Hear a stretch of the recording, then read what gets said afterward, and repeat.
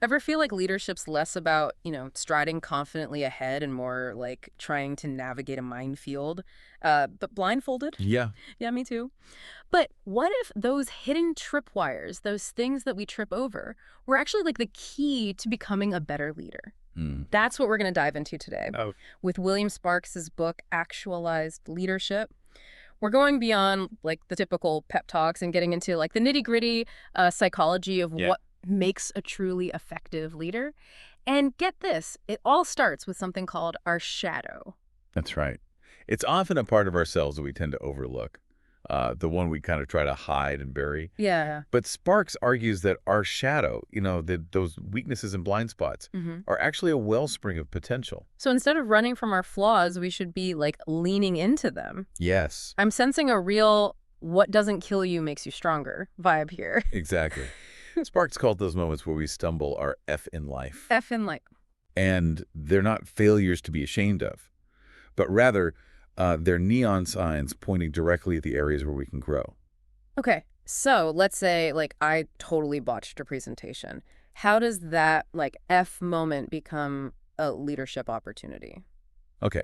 Well, think of it this way. Instead of blaming like the tech issues Right. or the audience's lack of attention, you got to look inward. Mm-hmm. Maybe you realize you weren't as prepared as you could have been, Right. or that your usual engaging style fell flat because you were nervous about this particular audience. That's your shadow emerging. Perhaps a fear of public speaking or a tendency to over-rely on charm instead of, substance.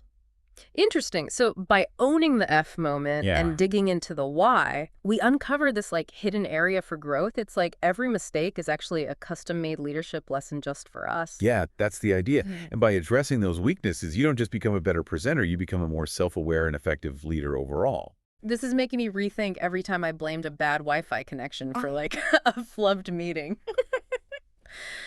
But let's be honest, we all like to think we're pretty self-aware, right? Right. I mean, who knows us better than ourselves? Well, that's where things get really interesting. Sparks actually debunks the myth of self-awareness. Okay. He says that while we might have good intentions, our self-perception is often skewed. Hold on.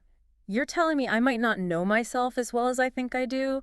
I'm not sure I like where this is going. It's not that you don't know yourself at all. Okay. It's that our view can be limited. Mhm. We can be blind to our blind spots, so to speak. Yeah. It's like trying to see the back of your own head without a mirror.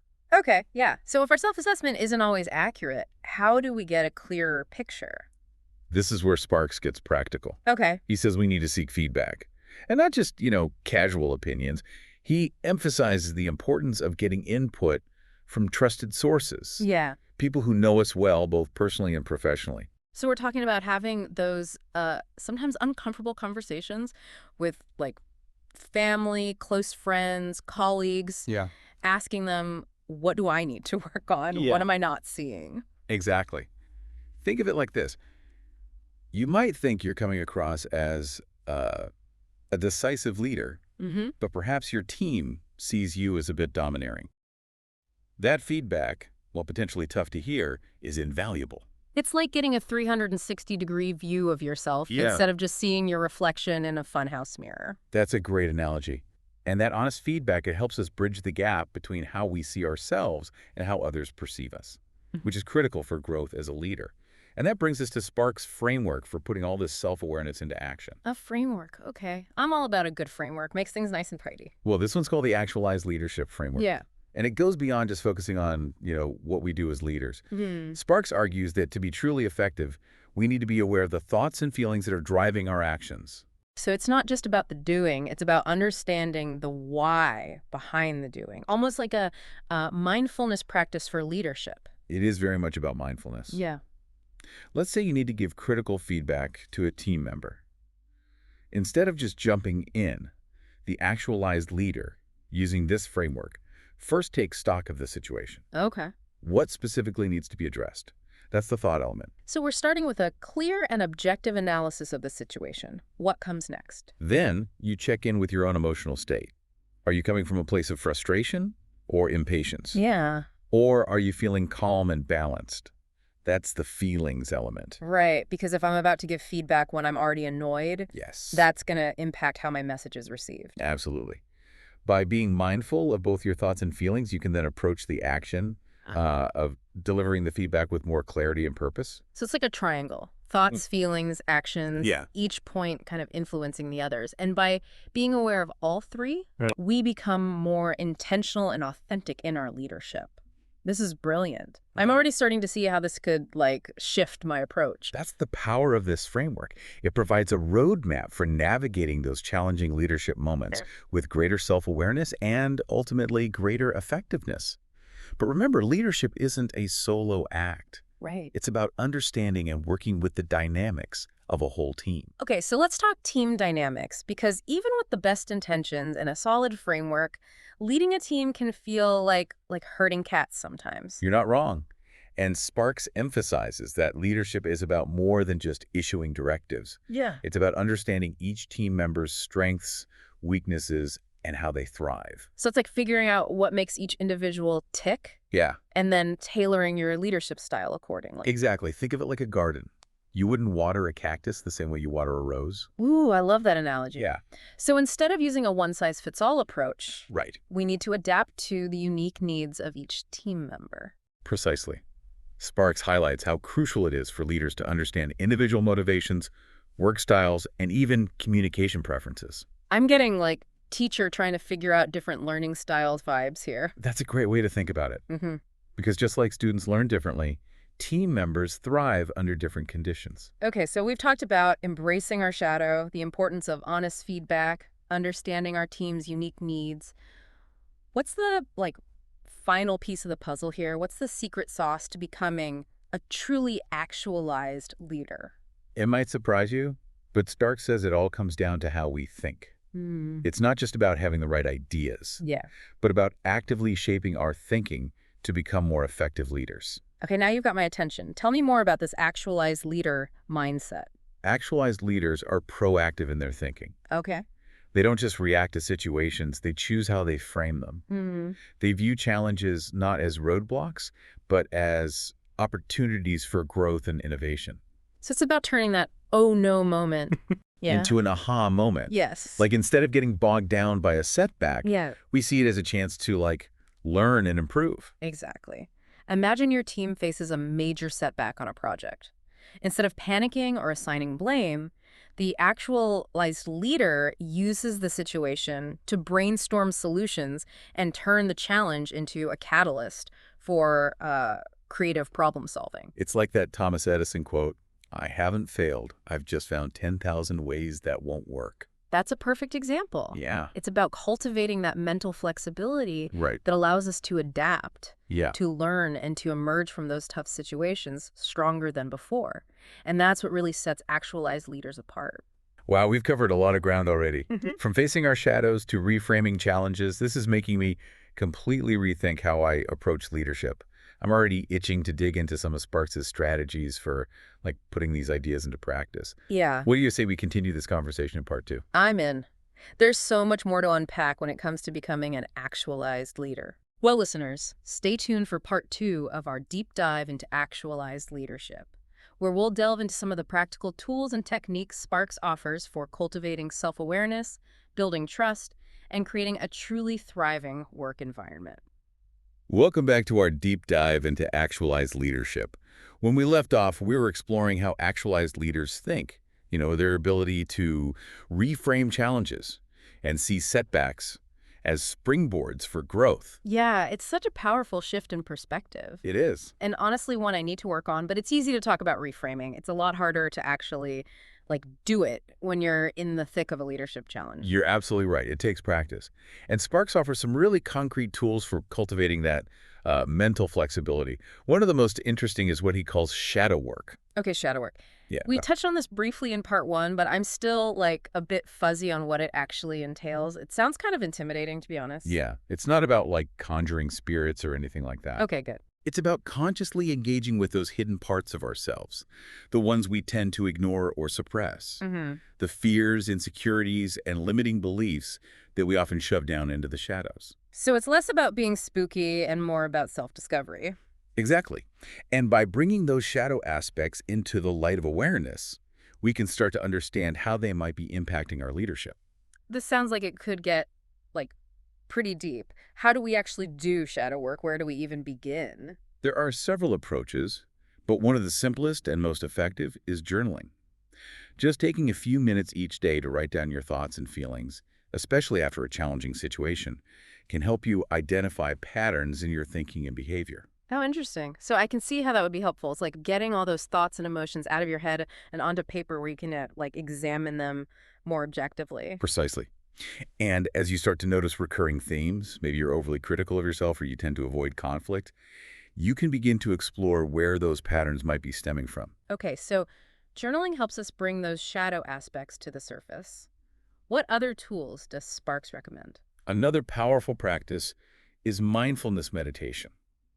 By cultivating mindfulness, we develop the ability to observe our thoughts and emotions without judgment. This allows us to create a little space between ourselves and those negative thought patterns that can sometimes hijack our leadership. So it's not about suppressing those negative thoughts or pretending they don't exist. Yeah, It's about simply noticing them and choosing how we respond. exactly. And that ability to choose our response, rather than just reacting impulsively, Right. is crucial for becoming a more effective leader. Because when we're in control of our inner state, we're much better equipped to handle external challenges with grace and resilience. It's like that saying, you can't control the waves, but you can learn to surf.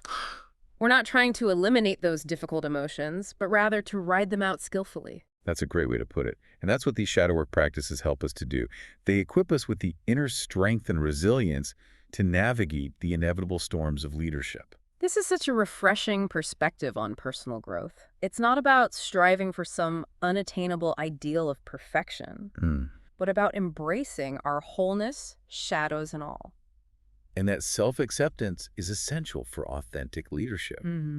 Because when we can be honest with ourselves about our strengths and weaknesses, we can lead with more integrity and vulnerability.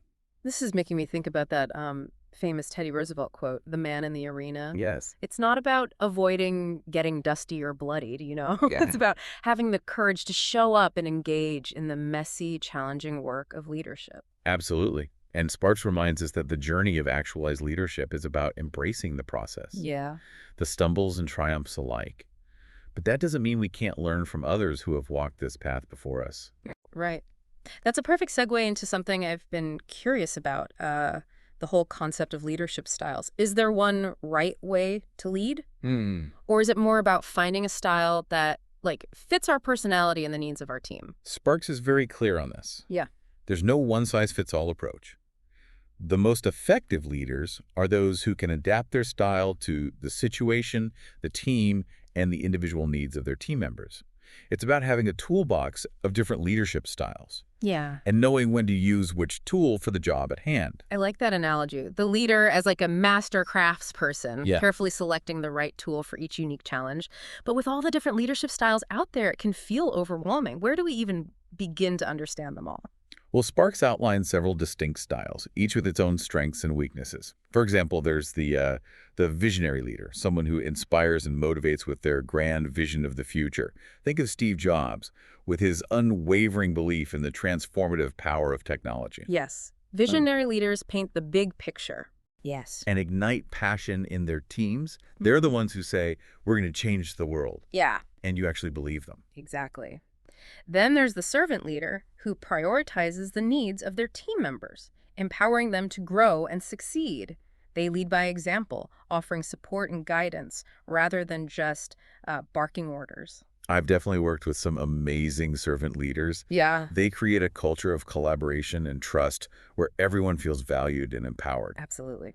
Then there's the coaching leader who focuses on developing the skills and potential of their team members, providing regular feedback and creating opportunities for growth. They see the best in people and help them unlock their hidden talents. Oh, I love that.